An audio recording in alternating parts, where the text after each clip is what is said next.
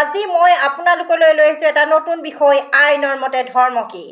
ভাৰতবৰ্ষ এখন ধৰ্ম নিৰপেক্ষ দেশ, তথাপিতো যেতিয়াই সামাজিক ৰাজনৈতিক আৰু আইনৰ কথা আহে তেতিয়াই দেখা যায় প্ৰতিটো বিষয়ত কোনোবা নহয় কোনোবা ক্ষেত্ৰত ধৰ্মৰ বিষয়টো আনি এটা হুলস্থুলীয়া পৰিৱেশৰ সৃষ্টি কৰা হয়।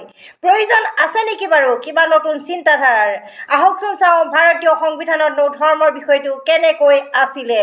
আমি আকৌ এবাৰ লুটিয়াই চোৱাৰ প্ৰয়োজন আছে নেকি বাৰু ভাৰতৰ সংবিধানখনৰ ধৰ্মৰ ধাৰাবিলাক। ভাৰতীয় সংবিধানৰ 25, 26, 27, 28 নম্বৰ অনুচ্ছেদত দিয়া আছে ধৰ্মৰ অধিকাৰ, য'ত ভাৰতীয় ৰাষ্ট্ৰীয় আইন অনুসৰি কোনো ধৰ্মক আনটো ধৰ্মতকৈ অগ্ৰাধিকাৰ দিয়া নহ'ব আৰু নাগৰিকে নিজৰ ইচ্ছামতে যিকোনো ধৰ্ম প্ৰচাৰ কৰিবলৈ বা তেওঁলোকে পালন কৰিবলৈ বা উপাসনা কৰিবলৈ স্বাধীন হ'ব।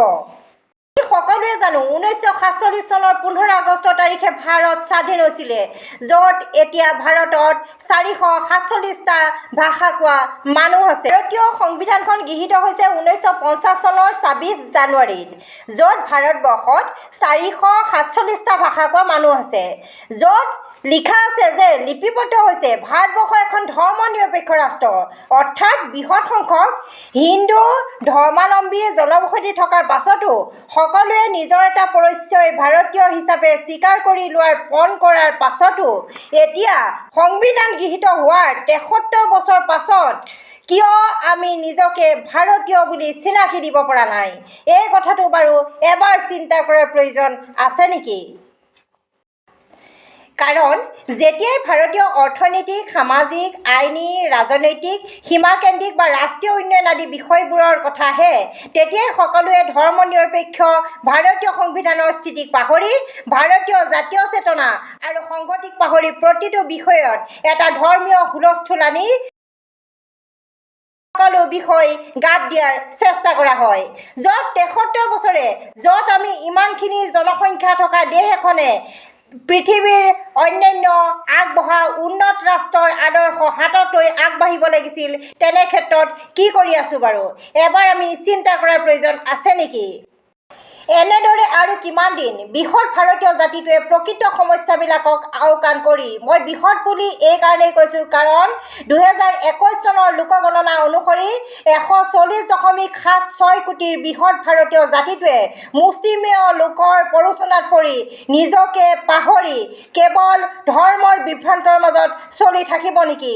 বা তেওঁলোকে নিজৰ অৰ্থনৈতিক উন্নয়ন, সামাজিক উন্নয়ন আৰু ৰাজনৈতিক উন্নয়নৰ কথা বাদ দি অকল ধৰ্মৰ প্ৰৰোচনাতে পৰি থাকিব নেকি বাৰু, যদিও সকলোৱে ভাৰতীয় হয়?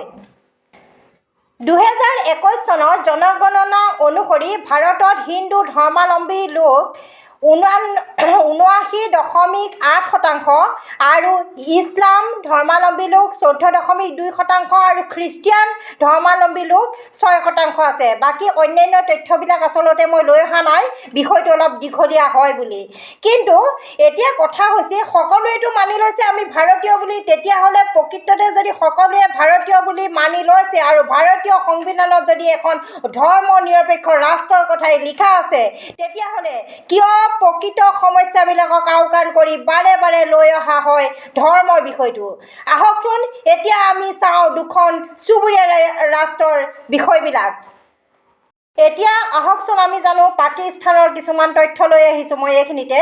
14 আগষ্ট 1947 চনত পাকিস্তান গঠন হৈছিল, য'ত ইছলাম ধৰ্মাৱলম্বী লোক 96.5%, হিন্দু ধৰ্মাৱলম্বী লোক 2.1%, খ্ৰীষ্টিয়ান ধৰ্মাৱলম্বী লোক 1.3% আৰু অন্যান্য ধৰ্মাৱলম্বী লোক 0.1%লৈ সম্পূৰ্ণ বৃহৎ সংখ্যক মুছলমান ধৰ্মীয় লোক লৈ গঠন হৈছে পাকিস্তান, য'ত ইছলাম ধৰ্মীয় লোকসকলৰ তুলনাত অন্যান্য সম্প্ৰদায়ৰ লোকসকলৰ সংবিধান স্বীকৃত আইনৰ ক্ষেত্ৰত যথেষ্ট তাৰতম্য থকা আমি দেখা পাইছোঁ। এখন ইছলামিক দেশ হোৱাৰ পাছত সকলোৱে যদি নিজকে পাকিস্তানী বুলি ল'ব পাৰে তেতিয়াহ'লে ভাৰতবৰ্ষত ভাৰতীয় বুলি লোৱাত কি অসুবিধা আছে? কাৰণ ভাৰতীয় সংবিধানে সদায় কৈ আহিছে এখন ধৰ্ম নিৰপেক্ষ ৰাষ্ট্ৰৰ কথাহে। গতিকে ৰাজনীতিতে হওক বা সামাজিক দিশতে হওক বা অৰ্থনৈতিক অগ্ৰগতিৰ ক্ষেত্ৰত প্ৰতিটো দিনে ধৰ্মীয় বিষয়টো লৈ অহাৰ কোনোবাই আমাৰ সাধাৰণ জনসাধাৰণক এনেকুৱা এটা প্ৰৰোচনামূলক বিষয়ত আনি পেলাই প্ৰকৃত উন্নয়নত বাধাৰ সৃষ্টি কৰিব বিচৰা নাই নেকি বাৰু? এবাৰ আপোনালোকে সকলোৱে চিন্তা কৰি চাওক। এতিয়া হওকচোন আমি চীন দেশলৈ চাওঁ, চীনতনো আজি কি হৈ আছে। চীন দেশত পৃথিৱীৰ 18.47% জনসংখ্যা, য'ত 145 কোটিতকৈও অধিক হ'ব। এবাৰ ভাবি চাওক, 145 কোটিতকৈ অধিক চীন দেশৰ জনসংখ্যা, য'ত এবাৰ ভাবি চাওকচোন আজি চীন দেশৰ তুলনাত আমি কিমান পিছ পৰি আছোঁ। চীন দেশখন জনগণৰ ৰাজ্য ঘোষণা হৈছিল 1 অক্টোবৰ 1949 চনত। চীন দেশৰ প্ৰথম সংবিধানখন লোৱা হৈছিলে 20 ছেপ্টেম্বৰ 1954 চনত। চীন দেশৰ যোনখন সংবিধান, সেই সংবিধানখন গৃহীত হৈছিলে 80 চনত। আৰু বৰ্তমান চীনৰ GDP ইউনাইটেড ষ্টেটৰ যোনটো ডলাৰ হয়, যোনটো মাৰ্কিন ডলাৰ হয় 24.62 ট্ৰিলিয়ন। মানে চীন দেশ হৈছে বৰ্তমান বিশ্বৰ ভিতৰত আটাইতকৈ বেছি ধনী কাণ্ট্ৰি, য'ৰ জনমূৰি আয় হৈছে 17,769 টকা। তাৰ হৈছে জনমূৰি আয়, তাকো সেইটো হৈছে মাৰ্কিন ডলাৰৰ তুলনাত $1 ভাৰতীয় মূল্য হয় 82.52 টকা। আৰু সেইটো যদি আমি চোৱা হয় তেতিয়াহ'লে চীন দেশত বৰ্তমান এজন ব্যক্তিৰ যোনটো জনমূৰি আয় হৈছে, সেই জনমূৰি আয় হৈছে চীন দেশত 14,66,247.88 টকা।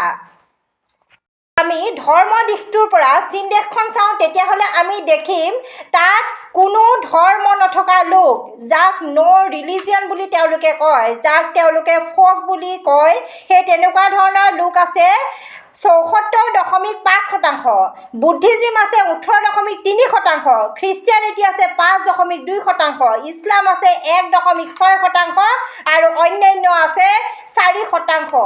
আৰু আজি নতুন সংবিধান প্ৰণয়ন কৰাৰ পিছত চীন দেশৰ যোনটো বছৰ হৈছে, আজিৰ দিনত হৈছে চীন দেশৰ আয়ুসটো সংবিধানৰ পৰা এতিয়ালৈকে চীনৰ যোনটো মানে তেওঁলোকৰ অৰ্থনৈতিক উন্নয়ন, নতুন সংবিধানৰ মতে যোনটো অৰ্থনৈতিক উন্নয়ন হৈছে তাৰ হৈছে 41 বছৰ আজিৰ দিনত পূৰা হৈছে। আৰু এই 41 বছৰত গৈ পেলাই পৃথিৱীৰ ভিতৰত সৰ্বোত্তম ধনী দেশখন হৈছেগৈ এতিয়া বৰ্তমান চীন দেশ। চীন দেশৰ পিছতহে এতিয়া আমি আমেৰিকাখন দেখিবলৈ পাওঁ। গতিকে বন্ধুসকল চাওকচোন কিমান পাৰ্থক্য আছে।